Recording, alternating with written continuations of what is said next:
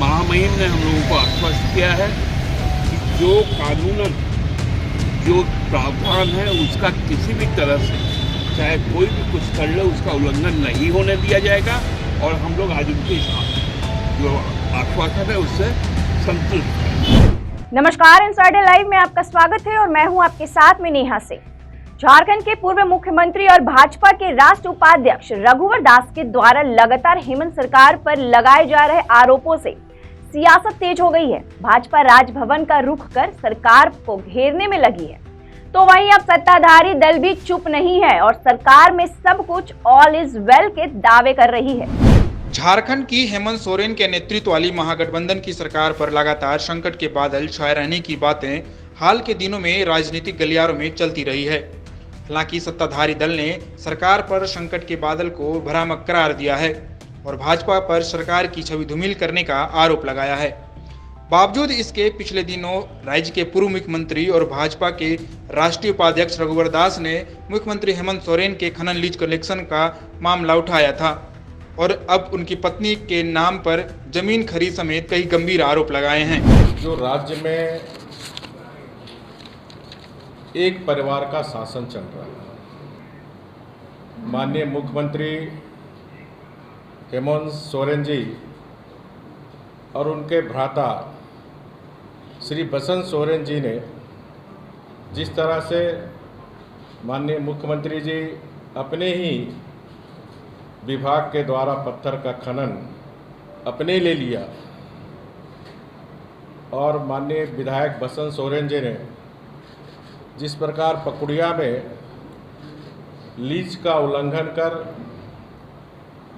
और करोड़ों रुपया राज्य का राजस्व बकाया, कानून में प्रावधान है कि मुख्यमंत्री स्वयं या इसके परिवार कोई भी सरकारी व्यापार में सम्मिलित नहीं रह सकता। हालांकि अब इसका जवाब देने के लिए सत्तारूढ़ दल भी सामने आई है।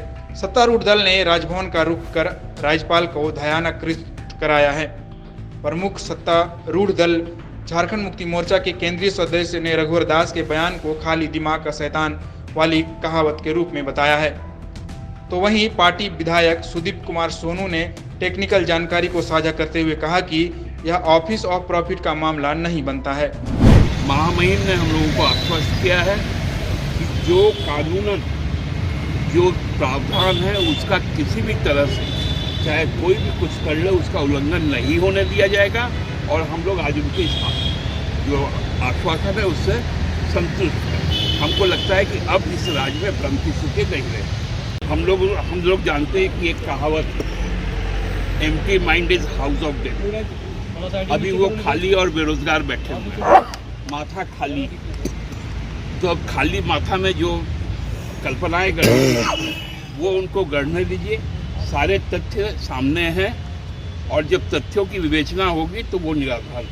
हमारे आदरणीय बड़े भाई बाबूलाल मरांडी जी पूरे राज्य में घूम घूम कर यह कह रहे हैं कि सरकार जा रही है। सरकार सदन में विधायकों के बहुमत के आधार पर चलती है, किसी व्यक्ति के बोलने और किसी व्यक्ति के कहने से सरकार नहीं चलती है। हम सिर्फ आपके माध्यम से स्पष्ट करना चाहते हैं कि जो भ्रम का बादल सरकार की स्थिरता के ऊपर भारतीय जनता पार्टी के लोग लगा रहे हैं वैसी बात कतई नहीं है।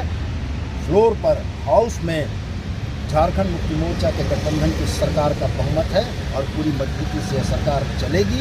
वहीं लगातार भारतीय जनता पार्टी के मुख्यमंत्री पर गंभीर आरोपों को लेकर गठबंधन के राजद कोटे के मंत्री सत्यानंद भोक्ता का मानना है कि गठबंधन सरकार बनने के साथ ही भाजपा सरकार को अस्थिर करने का प्रयास करने में जुटी हुई है, जबकि महागठबंधन के घटक दल कांग्रेस ने भाजपा के आरोपों को सिरे से खारिज किया है। जब से सरकार बनी तब से आरोप प्रत्यारोप राजनीति में उठा पटक तस्वीर हमेशा कुछ लोग देते रहते हैं। जैसे ही सरकार बनी कोई छिपा हुआ नहीं कि कोविड-19 में सरकार बेहतर तरीके से काम की। अब 6 महीने से हम लोग विकास का काम तेजी गति को शुरू किए हैं। अब रोज़ एक न एक छोटा छोटा पटाखा छोड़ रहे हैं कि ये हो रहा है तो वो हो रहा है, इसका कोई तथ्य नहीं है।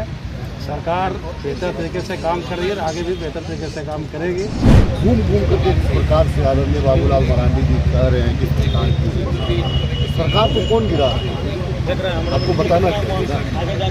लेकिन इस प्रकार से माननीय मुख्यमंत्री जी को बदनाम करने का नियत से, सरकार को बदनाम करने का नियत से इस प्रकार से मीडिया में जो लांछन लगाया जा रहा है और जनता को आप जो परोसने का काम कर रहे हैं उसका खंडन था। बहरहाल राज्य की सत्ताधारी दल सरकार में सब कुछ ठीक रहने के दावे कर रही है, लेकिन विपक्ष की भाजपा के आरोपों से सत्ताधारी दल का विचलित होना उनके दावे पर प्रश्न चिन्ह लगाता दिख रहा है।